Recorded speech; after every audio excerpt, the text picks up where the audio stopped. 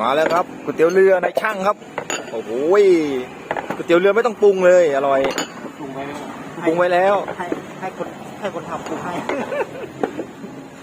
ข้าวไม่ต้องปรุงเอามาครับเพื่อนๆมาดูว่าผมจะกินหมดนี่ไหมที่นี่ก๋วยเตี๋ยวเรือในช่างครับผมใครมาพัทยาไม่มากินก๋วยเตี๋ยวเรือในช่างถือว่าพลาดนะครับ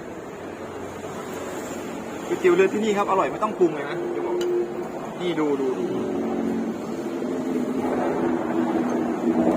อร่อยไม่ต้องปรุงเลยครับมาดูว่าผมจะกินหมดนี่ไหม 10 ชามนะครับที่เห็นอยู่ที่10 ชามนะเริ่ม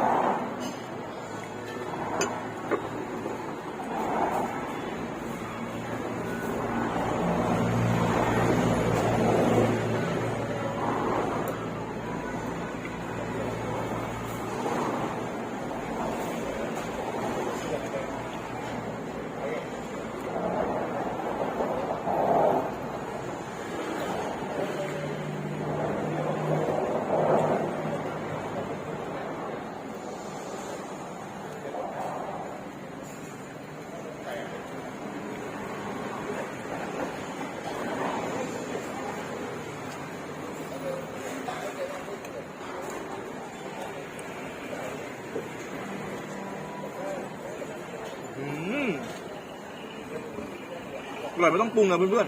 ๆได้เลย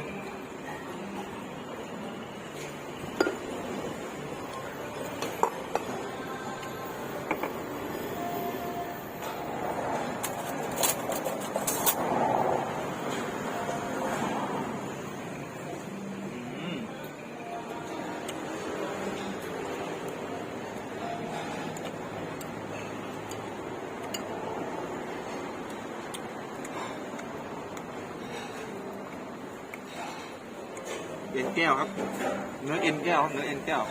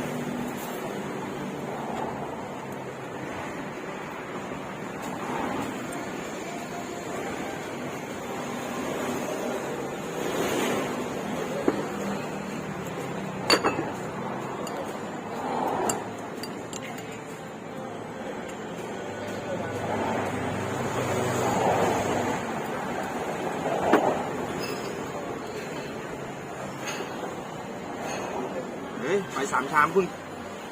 รู้สึกตึงๆแล้วว่ะไม่น่าจะหมดเว้ย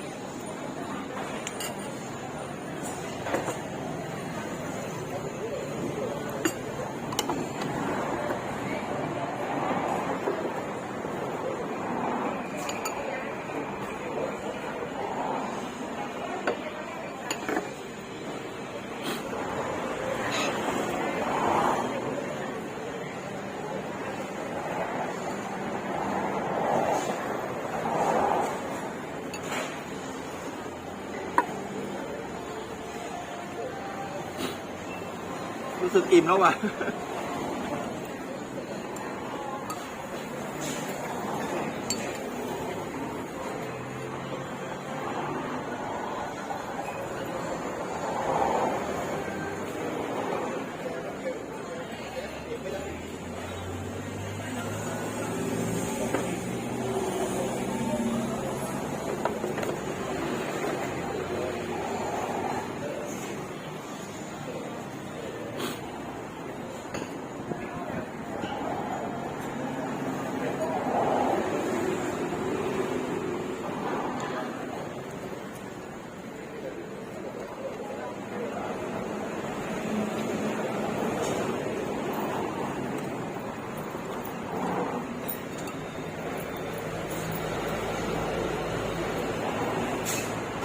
อิ่มครับ กินไม่หมดครับ